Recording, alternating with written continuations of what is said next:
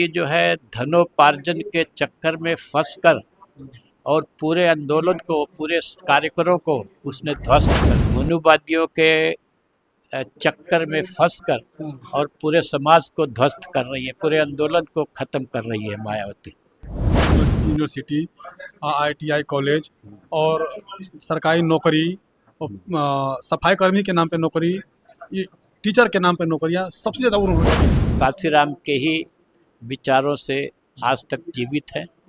सोच कूड़े करकट में बैठी है जो आज नहीं कल उसको भी ध्वस्त कर देगा। आज मायावती को सबसे ज़्यादा वेटेज दिया गया था और 4 बार वो उत्तर प्रदेश की मुख्यमंत्री बनी।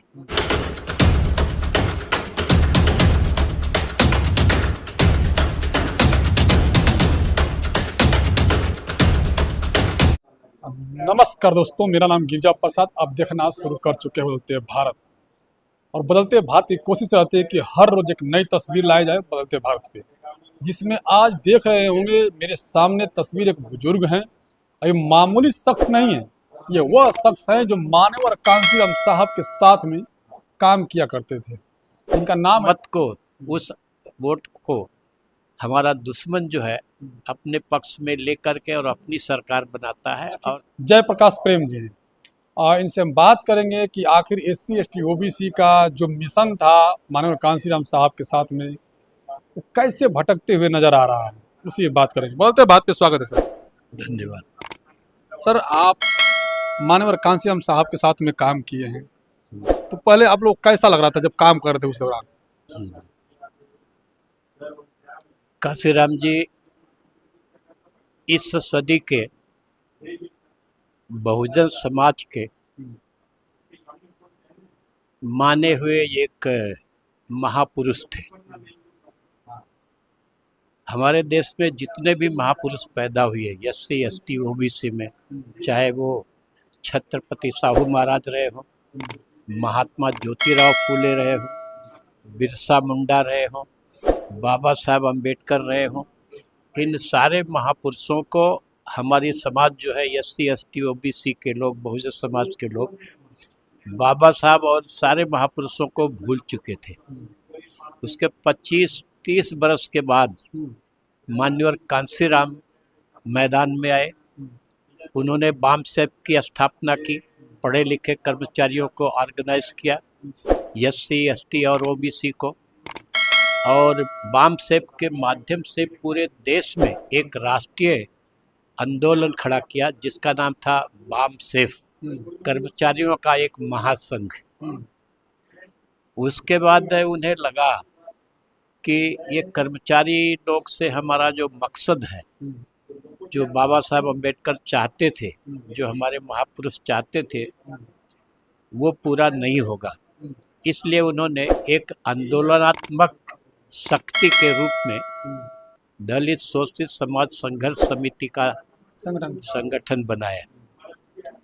उसके बाद उनको लगा कि इस संगठन से भी हमारी जो रिक्वायरमेंट है वो फुलफिल नहीं हो रही है, क्योंकि हम देख रहे हैं पूरे राष्ट्र में हमारी कोई समाज की SC ST OBC की कोई राष्ट्रीय पार्टी, राजकीय पार्टी ना होने की वजह से बाबा साहब अम्बेडकर ने जो 40 वर्ष के सख्त संघर्ष के बाद जो तमाम अधिकारों के साथ मत का जो अधिकार दिलाया, तो उसका जो है सदुपयोग नहीं हो रहा है। और उस आंदोलन न मायावती, सब कुछ बेर बिखर करके, और मायावती सिर्फ और सिर्फ अपने परिवार को संभाल के बैठी है। मत को, उस वोट को हमारा दुश्मन जो है अपने पक्ष में लेकर के और अपनी सरकार बनाता है और हमारे लोगों का कौन लोग हैं जो कि सदुपयोग नहीं कर रहे हैं वोट को? वोट को अपना कौन लोग हैं जो सदुपयोग नहीं कर रहे हैं? सदुपयोग नहीं कर रहे हैं कौन लोग हैं? वो SC ST OBC के लोग हैं, जिसमें कुछ लोग जो है हमारे जागृत और संगठित, जिसको कैडराइज के रूप में हम लोगों ने तैयार किया था माननीय काशीराम जी ने, हम लोगों ने, तो वो लोग नामोस डिसअपॉइंट हो गए हैं। तो जो माननीय काशीराम जी जिस बाबा साहब के आंदोलन को छत्रपति साहू महाराज, बिरसा मुंडा, रामास्वामी नायकर के आंदोलन को जो खड़ा किया था कांशीराम जी ने, तो उसकी मंजिल मकसूद जो थी, तो राजकीय और सामाजिक रूप से हमारे लोगों को जागरूक और संगठित करना था।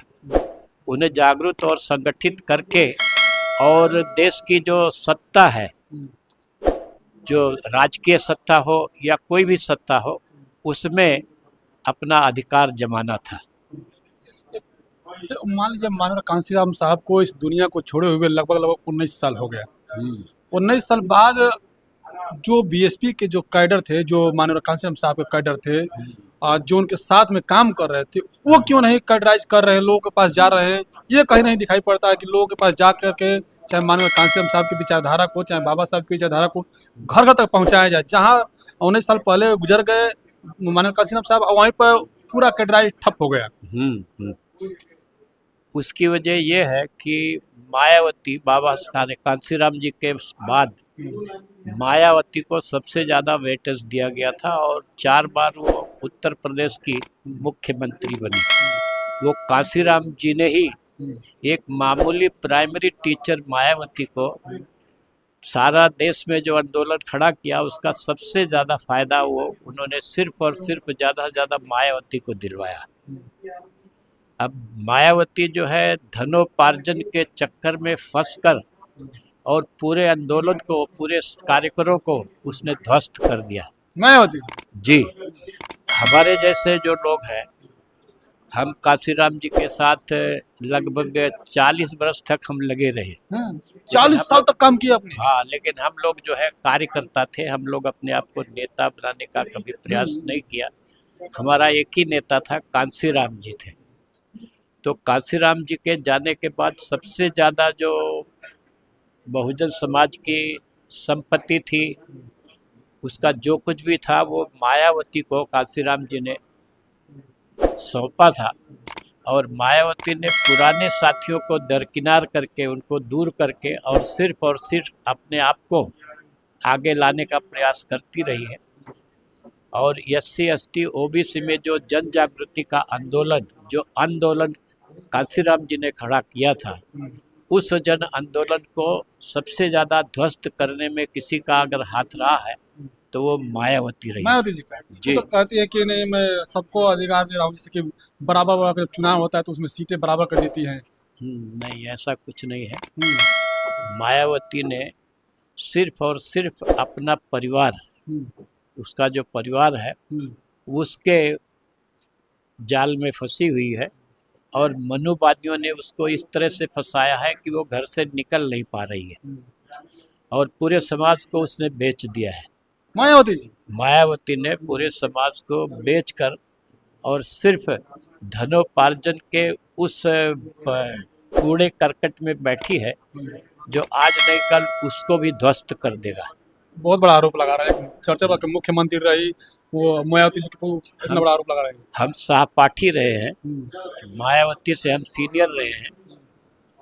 तो मायावती का जो काम है, तो उसने सबसे ज़्यादा पूरे देश में जो करोड़ों हमारे समाज के SC ST OBC माइनॉरिटी के लोग हैं, कार्यकर्ता हैं, उसका फ़ायदा जो है सारे लोगों का सिर्फ और सिर्फ मायावती ने उठाया है। और वो उठाने के बाद में आज वो मनुवादियों के चक्कर में फंसकर और पूरे समाज को ध्वस्त कर रही है, पूरे आंदोलन को ख़त्म कर रही है मायावती।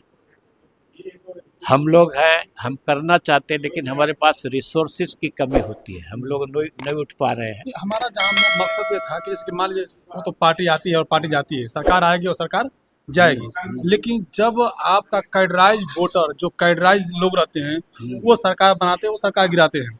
लेकिन जब आपका कैडराइज लोग नहीं रहेंगे तो कैसे सत्ता का परिवर्तन होगा? हम लोग अपने स्तर पर प्रयास करते रहे हैं। ये बात सही है कि हम लोग सफल नहीं हुए, लेकिन गुजरात में, ये गुजरात पूरे भारत का, राष्ट्र का सबसे पथरीली ज़मीन है। यहाँ पर जो है कोई भी पौधा उगता नहीं, लेकिन फिर भी हम लोगों ने माननीय कांशीराम जी की अध्यक्षता में यहाँ इस तरह का काम किया था कि 2-2.5%, 3-3% तक हम लोग सिर्फ पार्टी की और कांसीराम जी की आइडियोलॉजी के माध्यम से हम 2%, 2.5% लोग वोट ले आते थे।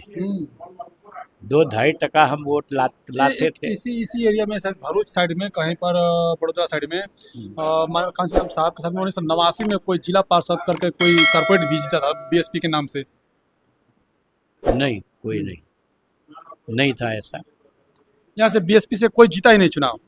नहीं, कॉर्पोरेशन वगैरह में हुआ था, बाकी और वो नहीं हो पाया। अच्छा, एक सवाल है, माननीय कांसीराम साहब के जाने के बाद बीएसपी अपनी जगह पे है, क्या लोगों में जागृति ऐसी नहीं आई कि जो SC ST OBC को एक प्लेटफार्म पर लाने की कोशिश कोई करे? कोई ऐसा नेता नहीं आया? गुजरात में और गुजरात से बाहर, जैसे उत्तर प्रदेश है, मध्य प्रदेश है, दिल्ली है, यहाँ बहुत सी संस्थाएं काम कर रही हैं, लेकिन वो अलग अलग कर रही हैं, एकजुट नहीं हो रहे हैं। हम लोग प्रयास में लगे हुए हैं कि इन सारे लोगों को इकट्ठा करके, जिस तरह से छोटू भाई वसावा जी पूरे गुजरात में इतना बढ़िया काम किया, तो उस माध्यम से हम लोग मिलजुल करके पूरे राष्ट्र में एक जो अनामत रिजर्वेशन वाली पार्टी बना करके और हम अपने अस्तित्व को बचाने का प्रयास करने के लिए सोच विचार कर रहे हैं। माननीय कांसीराम साहब का विचारधारा अभी भी जिंदा है कहीं ना कहीं लोगों के अंदर। जी, हम लोग कांसीराम के ही विचारों से आज तक जीवित हैं, शोध खोज में है। हम लोग बैठे नहीं है, किसी न किसी तरह से कुछ न कुछ करते रहते हैं, हम अवसर की तलाश में हैं। मायावती से क्यों नाराज हैं? मायावती जो है वो व्यक्तिगत तौर पे अपना और अपने परिवार के सिवा समाज के बारे में कुछ नहीं सोचती। कुछ मैं बातें ऐड कर देता हूँ। हाँ, जितना पूरे भारत में जितना स्कूलें कोई सरकार नहीं खुलवाया, उस दौरान मायावती जी की सरकार में स्कूलें, यूनिवर्सिटी, ITI कॉलेज और सरकारी नौकरी, सफाई कर्मी के नाम पे नौकरी, ये टीचर के नाम पे नौकरियां सबसे ज़्यादा उन्होंने दिया। उनके अभी तक कोई सरकार नहीं दिया, फिर भी विफल कैसे रहे? ये मायावती नहीं, कांसीराम जी की देन है। मायावती एक प्राइमरी टीचर थी, 155 रुपया उनका पगार था। वहाँ से उठाकर कांसीराम जी ने उन्हें मुख्यमंत्री के पद तक बैठाया। कांसीराम को ऐसी आशा थी कि ये जो है पूरे देश का नेतृत्व करने के क्षमता रखती है। उस समय का दौर में तो माननीय मायावती जी जब मुख्यमंत्री नहीं थी, जब कोई पद पे नहीं थी, तो जनता पार्टी का एक मंच था जहां पर उन्होंने कोई अपने जाति सूचक शब्द को लेकर के उन्होंने हाईलाइट हुए, और जिससे कांसीराम साहब खुश हुए, उनको पद दिए और उसके बाद वो सरकार भी बनाई।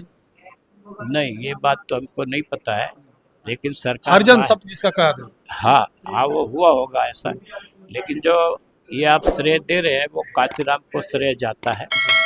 ये तो उनका है। मायावती को वो एक मामूली प्राइमरी टीचर थी और उनको उठाकर कांसीराम जी ने ऐसा तैयार किया कि वो 3 बार उनको मुख्यमंत्री बनने का शुभ अवसर दिला।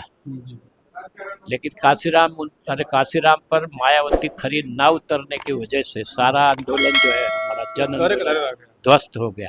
और आज न बहुजन समाज पार्टी, न आंदोलन, न मायावती, सब कुछ बेर बिखर करके, और मायावती सिर्फ और सिर्फ अपने परिवार को संभाल के बैठी है।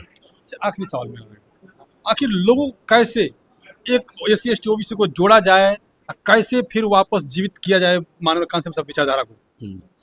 जिस तरह से माननीय कांसीराम जी ने वामसेफ, DS4 और बहुजन समाज पार्टी के माध्यम से, केडर कैंप के माध्यम से, ब्रॉड बेस, मास बेस के माध्यम से जनता को तैयार करके और पूरे देश में और सबसे ज़्यादा उत्तर प्रदेश में जो एक आंदोलन खड़ा किया था, उस आंदोलन की तरह हमें पूरे देश में काम करके कांसीराम को ध्यान में रख के, उनकी तस्वीर ध्यान में रख के पूरे देश में राष्ट्रीय आंदोलन, जन आंदोलन हम लोग को खड़ा करके और SC ST OBC और माइनॉरिटी को शासक करती जमात बनाना होगा। क्या नाम?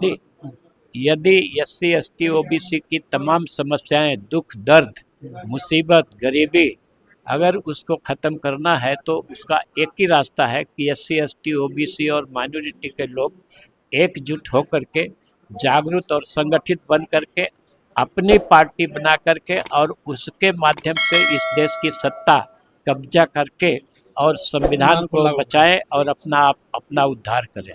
क्या नाम पड़ेगा सर जी आपका? जयप्रकाश प्रेम। तो देखिए जयप्रकाश प्रेम जी, दुख शरीर जो अंदर जो पीड़ा होती है, जो माननीय कांसी साहब के साथ में काम किए हैं, अगर कोई भटक जाता है या कोई गलत काम करता है तो पीड़ा कभी ना कभी बाहर निकल आता है।